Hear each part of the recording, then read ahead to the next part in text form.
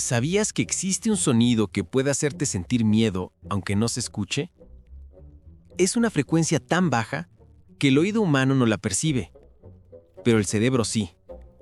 Se llama infrasonido de 19 Hz y provoca ansiedad, escalofríos e incluso sensación de que algo te está observando. Algunos investigadores creen que muchos lugares embrujados solo tienen este sonido en el ambiente. No hay fantasmas, solo una frecuencia que engaña tu mente. Si te gustó el video, no olvides darle me gusta. Gracias.